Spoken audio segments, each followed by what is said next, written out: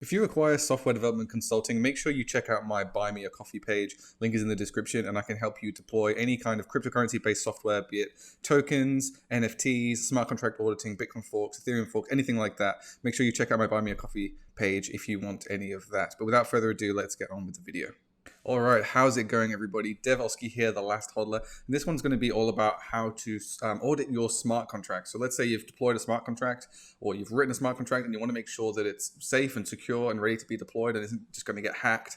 This is going to be a video on how you can basically go through a checklist of all the things that you might need to have a look at, all the things that you might want to audit to make sure that your smart contract is secure. So what I've got up here is an audit checklist by Crypto Fin Labs. And I think it's a really nice comprehensive checklist of a lot of the things that you would want to be sure of to make sure that your smart contract is secure. So I'll leave a link to that in the description. And as always, if you need any software development consulting with your smart contract audit, make sure you hit me up on buymeacoffee.com and I can help you audit your smart contract. But without further ado, let's get into the video.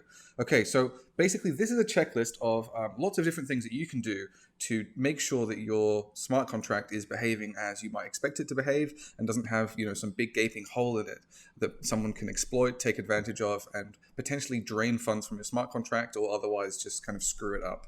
So we have a checklist here, and there's quite a few things here. And what I'm going to do for this checklist is just go through every single thing on the list and then explain what it means and how it works, and then you'll be able to audit your own smart contracts from now on. So I'm just going to launch right into it. The first thing that we need to check is preventing overflow and underflow. Now, this is something that was a problem in old Solidity versions and old Ethereum smart contracts, but is no longer really a major issue as long as you're using something called safe math. Now, what safe math is it's a contract which allows you to do mathematical operations without the risk of overflowing or underflowing a number. So basically, in a smart contracts can have the notion of some kind of number as a variable, but there's a limit to how big that number can be, and there's also a limit to how small that number can be. So if you keep adding one to that number, and then it gets to the maximum that it can be, and then you add one more, it can loop all the way around to the minimum negative number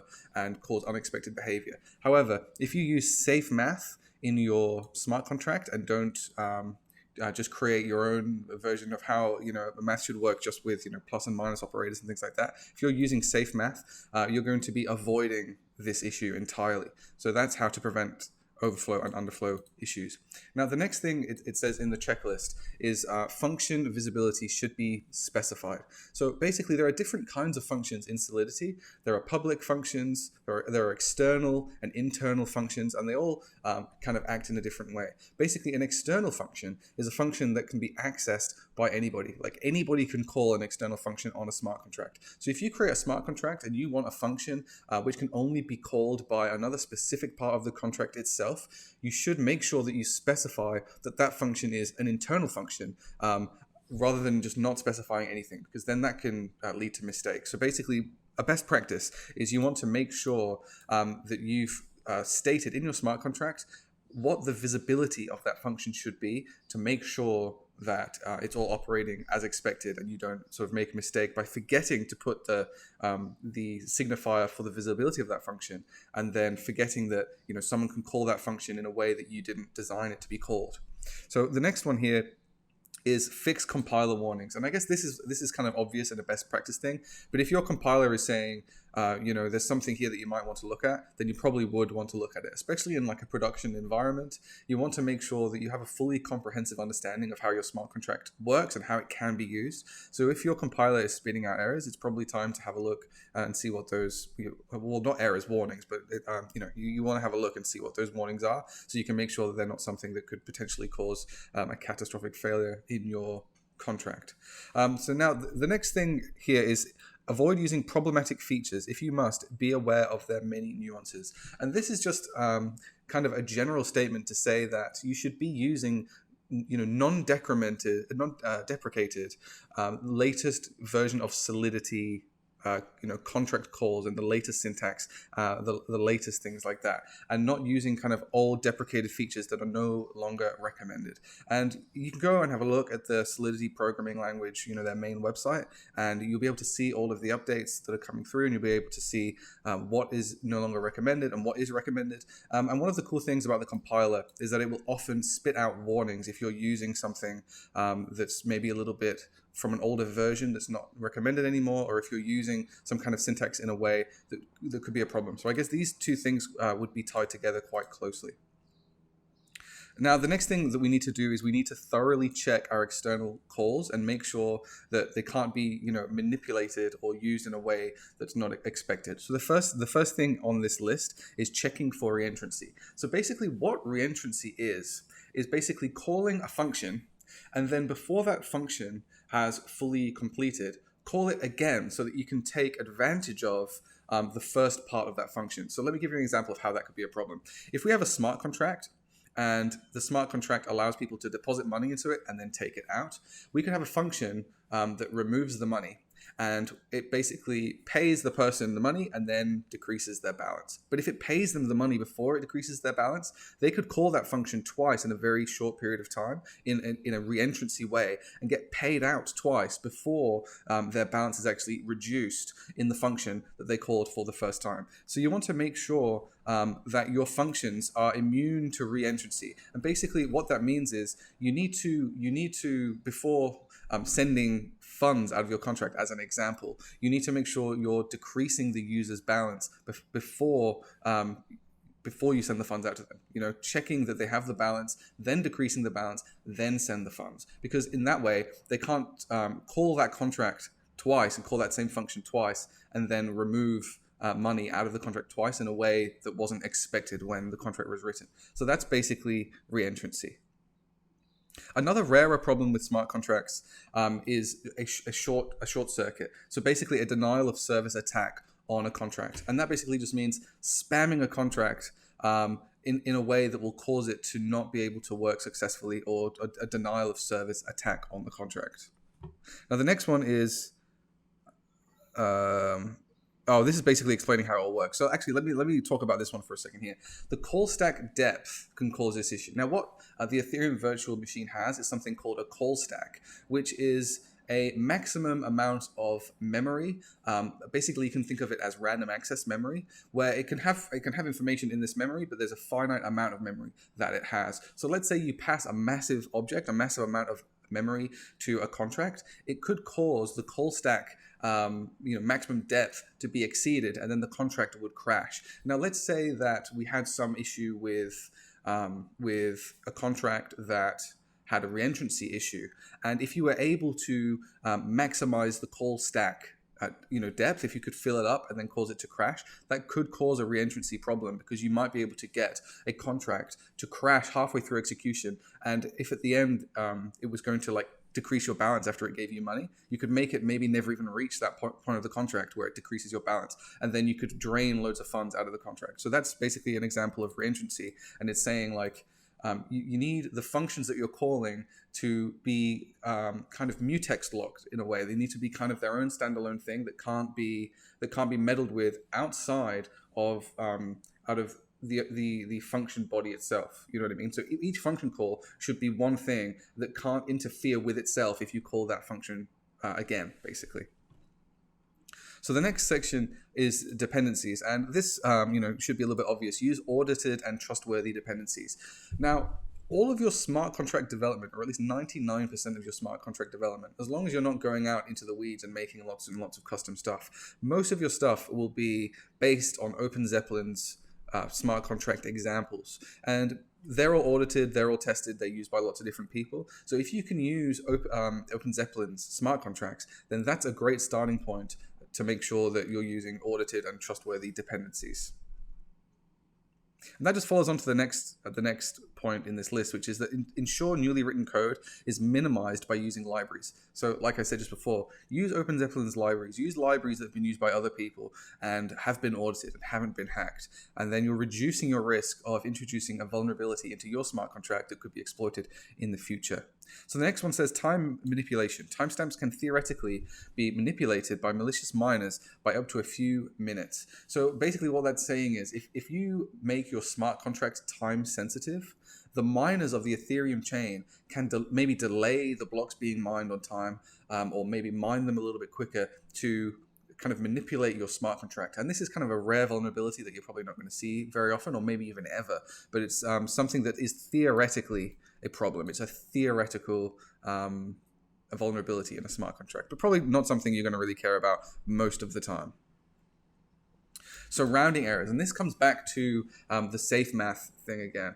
You want to make sure, because with Solidity and smart contract development, there's only a finite number of decimal places that a number can have, right? And Solidity does decimal places in a different way to normal programming languages anyway. But you want to make sure that you're not going to have some kind of mathematical rounding error where it'll round something up in a way that you didn't expect, or round something down in a way that you didn't expect and cause unexpected behavior. So you need to make sure that the maths you're using, you know how it works, and you're probably going to be safe if you use safe math, and that seems to be kind of the standard library now for math within smart contracts. So that is all part of this rounding errors issue, but it seems to be like more of a solved issue now that we're using safe math as a general standard.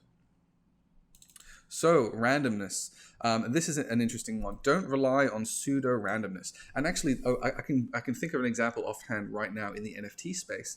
A lot of NFT projects generate random strings, and those strings decide how rare the NFTs that are being minted are. And so if somebody can predict what that random string is going to be, that pseudo random string, because it's not really random, it's pseudo random, if you can predict what that string is going to be, then at any particular time you might be able to predict what NFT you're going to get. And so you might be able to wait until you would get a really nice pseudo random string that you know would produce a really nice NFT, and then mint your NFT then. And then that kind of defeats the whole purpose of the random string element of that NFT. And so you shouldn't rely on pseudo randomness. Now, a way to get around this is you can use Chainlink for randomness, and I'll leave a link in the description on how you can use Chainlink to generate more reliable random numbers to solve this particular problem. Okay, so now let's have a look at the next one. Validating inputs of external public functions. So basically, if you have a function that can be accessed by anybody, you need to make sure that the information that they're sending you is sanitized and checked, and it's made sure to be valid before it actually gets operated upon within the smart contract. You know what I mean? So like, let's say you have a smart contract that allows a user to add their name to the smart contract or something. Let's say that. You want to make sure that the string that they're providing to the smart contract that is their name isn't 1,000,000 characters long, isn't 0 characters long, and has some kind of constraints on it so that you know that it will be compatible with your smart contract, and your smart contract will actually behave properly when it accepts that input. So basically, if you have external public functions, you need to make sure that the input you're getting for them is tested, checked, and then rejected if it doesn't conform to the specific set of standards that you have expected within your contract, basically.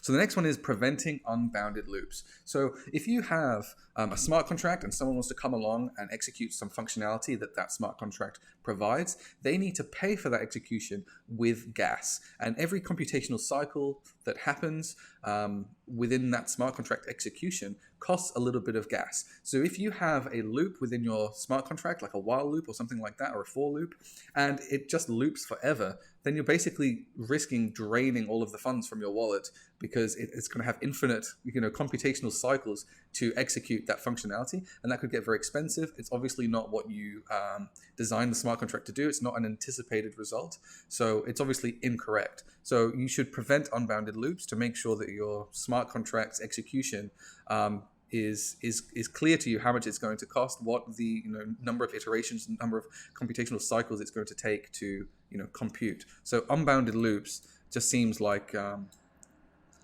bad practice as far as the programming of these things is concerned.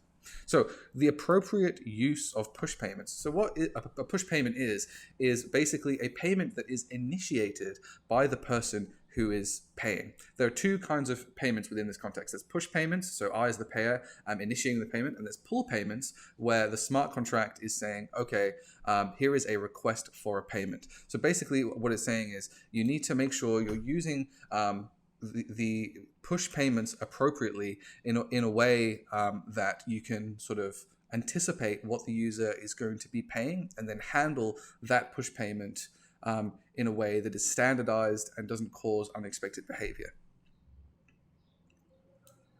So the next thing is change old Solidity constructs, and this goes back to what I was speaking about earlier about not using, old deprecated syntax, no longer supported ways of programming in Solidity, and you should be up to date, with the Solidity most recent version, most recent styles, and you should be trying not to use old functions that are no longer recommended. So a good example of that is Keccak 256 rather than SHA-3. Keccak 256 is the recommended encryption algorithm for SHA encryption within Solidity, and so it says you should use that rather than SHA-3. And there'll be a whole list of non-recommended old styles that are well documented by Solidity, so you can have a look at those and make sure you're not using any of those. And also your compiler, it's likely your compiler will throw a warning and say this is probably not the correct way to do this, you might want to do this another way. So that also kind of ties in with the compiler warnings problem as well. So the next one that it says you shouldn't use is something called TX origin. Now in Solidity, in the Solidity programming language, TX origin is the address of whoever sent this particular message to the smart contract and to the blockchain. However, it's not a good way to authenticate the user, because let's say I'm somebody who's signed arbitrary messages using my wallet. Now someone has a signature of a message that I signed, and they can basically send that message to the blockchain as if I had sent it. But really, I didn't send it at all. It was a pre-signed message. And then the TX origin variable here won't actually be correct because it wasn't me who actually sent the message. This time it was somebody else. So you can't use this as an authentication mechanism. That's basically what this is saying. And then the next and final part of this checklist is verifying changes in the most recent Solidity version if upgrading from an older version. So let's say you were going to make an ERC20 token and you were going to pull it from OpenZeppelin, a really old version of OpenZeppelin. It's not safe to just change the compiler version from 0.4.0 to 0.8.0 because there might be massive changes in how that compiler interprets the Solidity code, and that might, in theory, introduce a vulnerability into your code. So basically, the thing to take away from this particular checkpoint is you shouldn't be just randomly and without thought changing the compiler version of your smart contracts without first trying to understand exactly what that means for your source code and how your source code will be interpreted, compiled differently because of the different compiler version. So now that we've talked about all the different ways of programming your smart contracts effectively, this is basically like the programming section of how you should be programming your smart contracts and also auditing the actual programming of them. The next part is going to be about testing the smart contract, how the testing factors into the auditing of the smart contract. So the first thing is, and this should come as no surprise, have 100% branch test coverage. And basically what that means is your test should cover every single line of code and make sure that no stone is unturned as far as your source code. Don't miss any of it out. Your test should cover all of it. So that's pretty obvious.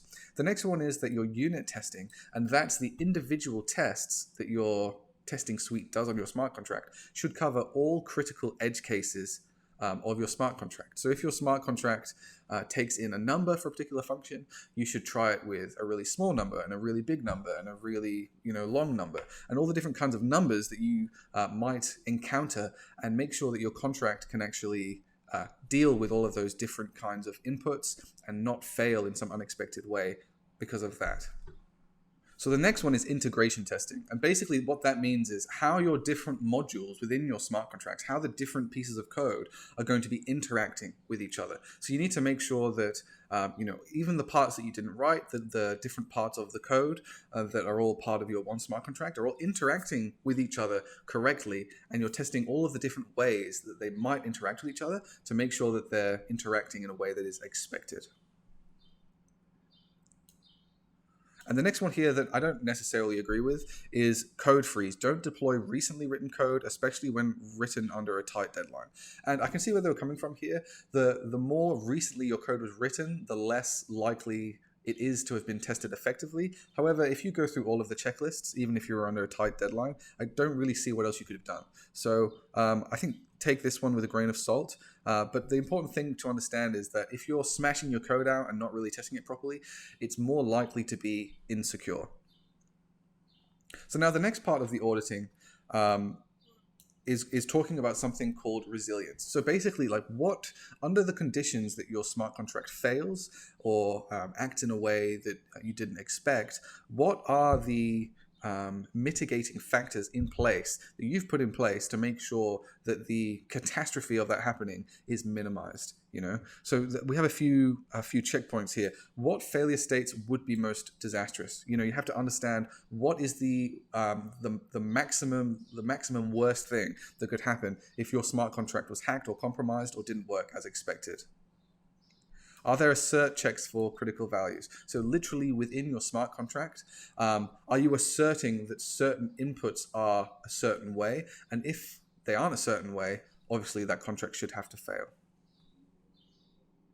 Does your contract have speed bumps? So basically it's like saying, if the smart contract is hacked, is the hacker able to remove all of the funds out at once? Or are there certain mitigating factors, speed bumps in the way to delay the disaster from happening so that maybe a dev can come in and shut it down or fix something that's happening? So that's basically saying, is there any friction points for when the smart contract goes wrong to mitigate the damage?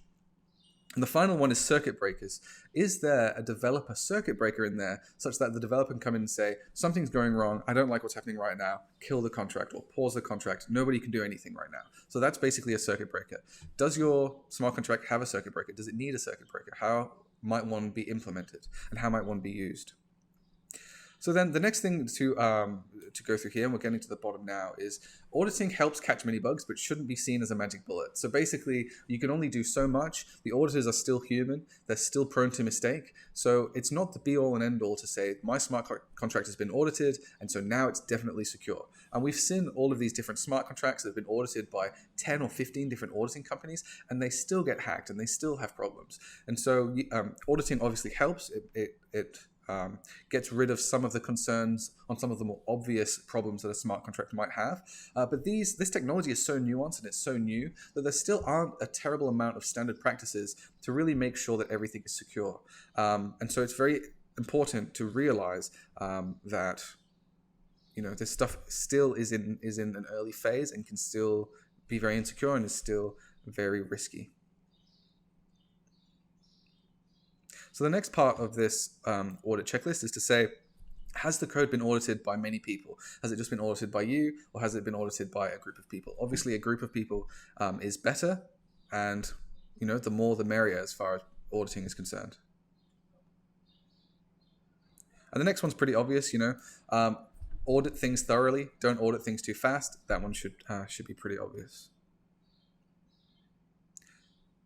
And then it just goes through a couple of high-risk areas, some of the most common problems with smart contracts and some of the things that you probably want to focus on when you're auditing your smart contract. So external and public functions, we spoke about them before. And basically the thing that you should really take away from this is that external functions are able to be called by anyone. So they should be very strict with the input that they accept and how they interact with that input.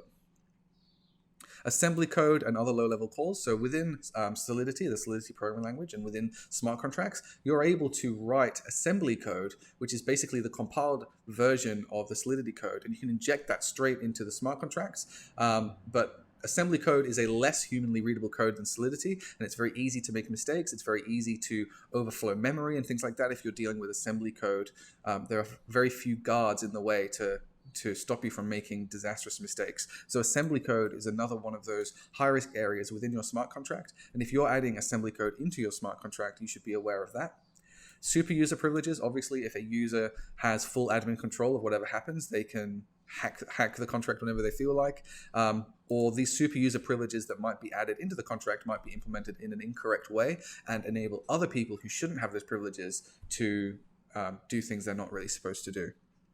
Anything affected by timing or network congestion. So obviously you don't have control over the network, the timing of the network, and also the congestion of the network. So if your smart contract relies on those two things being in a certain state, then obviously that state could be manipulated by other people, and that could cause a vulnerability or an insecurity within your smart contract. Areas dealing with value transfer or payable functions. So basically anything involving funds, the movement of funds between one place and another. Obviously, as a hacker, as a malicious actor, someone would be targeting those parts of the smart contract so that they could hopefully extract some value from the smart contract in a way that was unexpected by the developer. Push payments rather than pull. So those are the payments that are initiated by the payer rather than the contract themselves. That would be a pull payment. And then code written recently. Code written recently is probably not as well audited or well understood as code that has been around for a long, long time. So obviously it's going to be a little bit more secure. So now I'll add this GitHub into the description, and you can go through some of the resources we have here at the bottom. We have the Ethereum security guide, some best practices, and a project for a decentralized application.